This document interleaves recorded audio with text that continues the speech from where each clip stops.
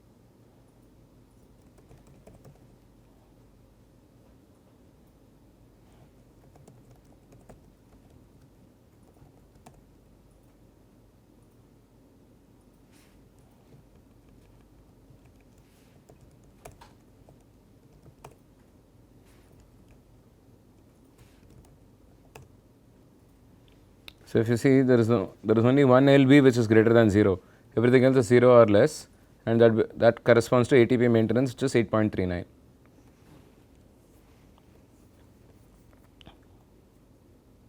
So, if we just keep on deleting reactions and see whether the exit flag will become 0. That is probably one way to look at it, because I do not think single gene deletion will directly show you that. Keep on deleting.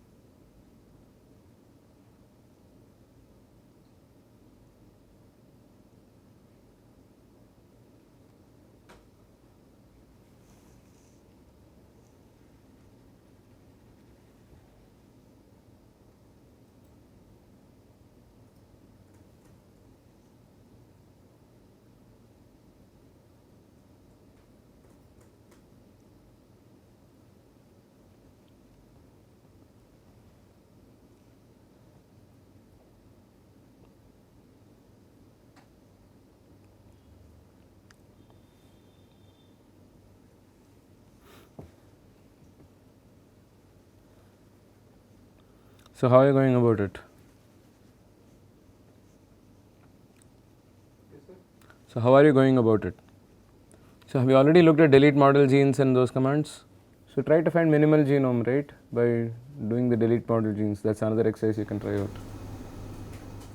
So, delete molecules just will delete the list we are going to do, right? Yep. How will it help in ATP? So, that's how you will, instead of putting the constraints by yourself, you loop through some genes and you delete them one by one or whatever. Or enumerate in then also if if you make a subset of all the genes, it's like 2 power number of genes, right? That many times. You don't want to try all the subsets, you incrementally go deleting genes. If it dies, you undo it and you redo that kind of thing.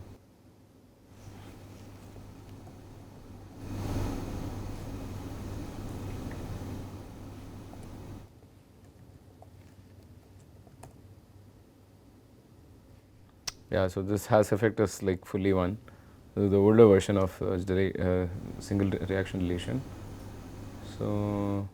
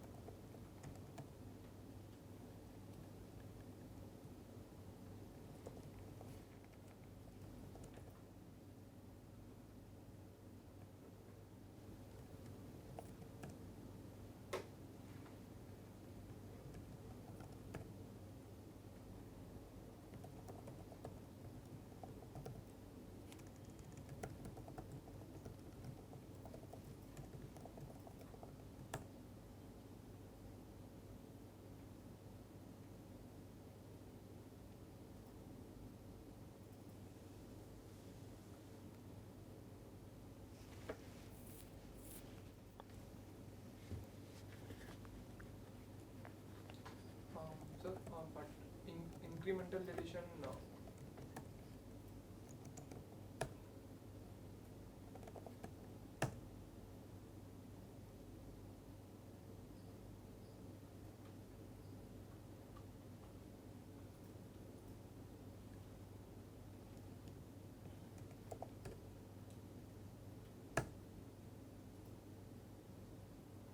in incremental deletion, So you are talking about incremental deletion for finding the minimal genome set, right?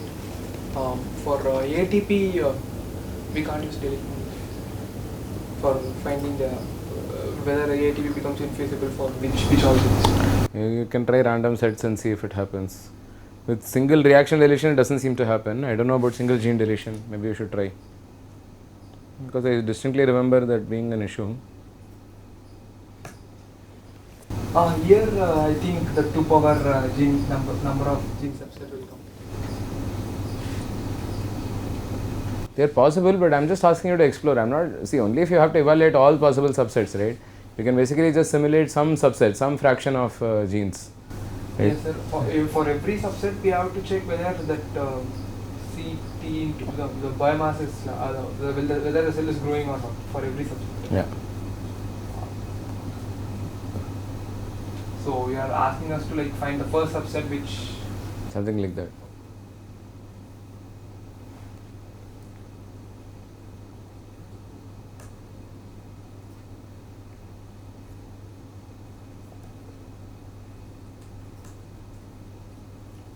Yeah, so there are several gene deletions that give you MANs. But we have to optimize the model and see whether that gene deletion is giving 0 or not. That happens inside of single gene deletion.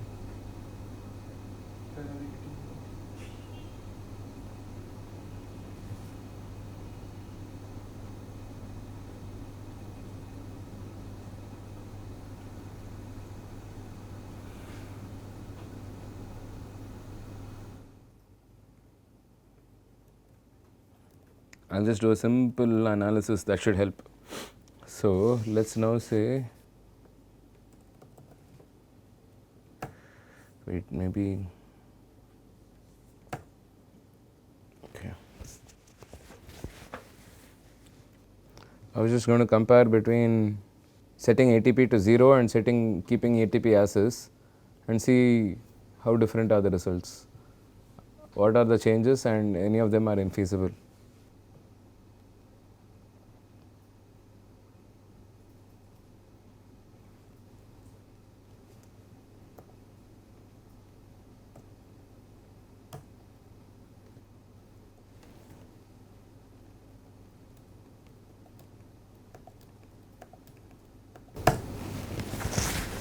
Okay, so this aspect and that aspect difference will give. This growth rate knockout difference, I'm going to check. How many of them are like nans? There are many not numbers that are showing up. In the 8.391. Well, I don't know. I've not done the other one. Okay. So in the 8.391, yes, there are. I don't know how many showed up because I had changed one more constraint as well. This, let me just check.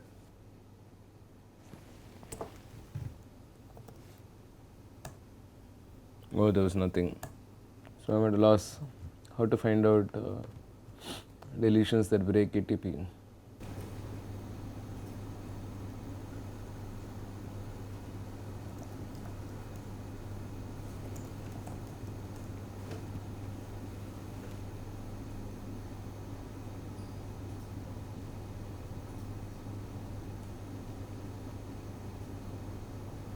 So there is no NAN at when LBs are 0 and when there is NAN at LBs 8.39 means what does that mean? So No, in both cases I got no nans. Otherwise, yes. Otherwise, it would be exactly what we want. It turns out that here, but if you look at this is faster cell code, and you look at the criterion.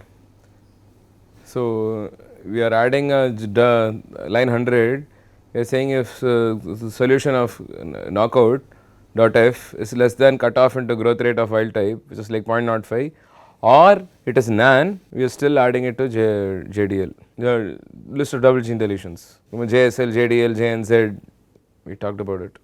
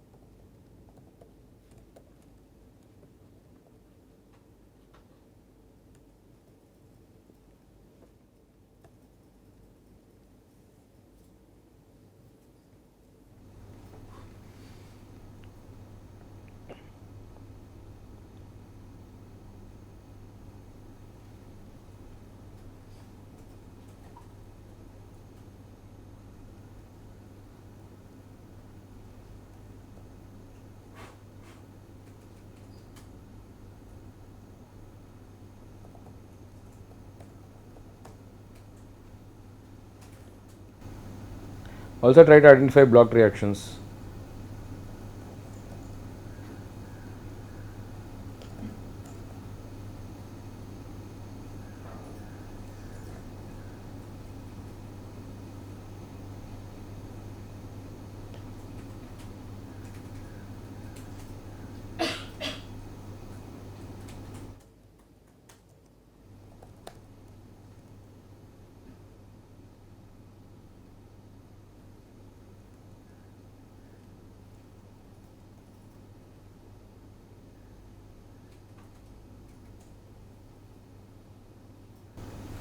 So far I have not found any example where there is none.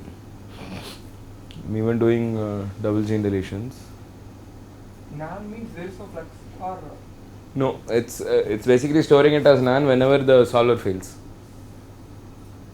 And that's exactly what we want.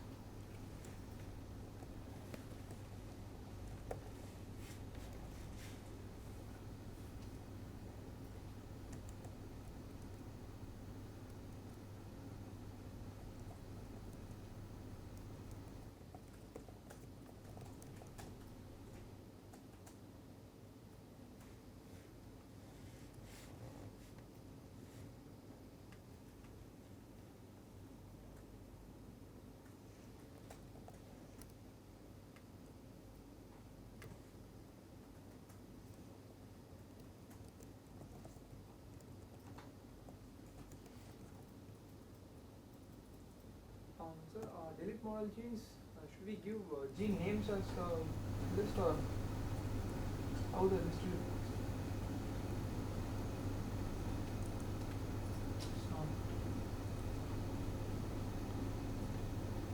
Names, gene names.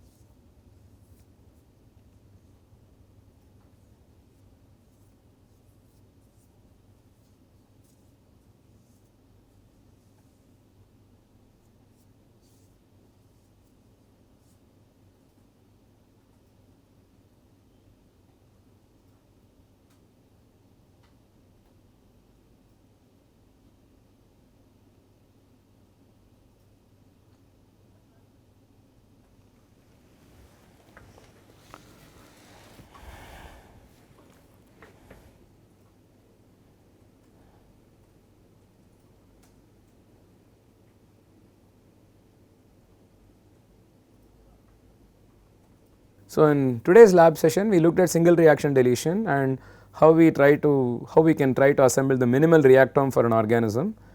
And in the next video I will conclude constraint based modeling by recapping all the concepts we have covered so far, beginning with the stoichiometric matrix, the kind of constraints that we impose, and again the favorite topic, which is the choice of objective function for flux balance analysis.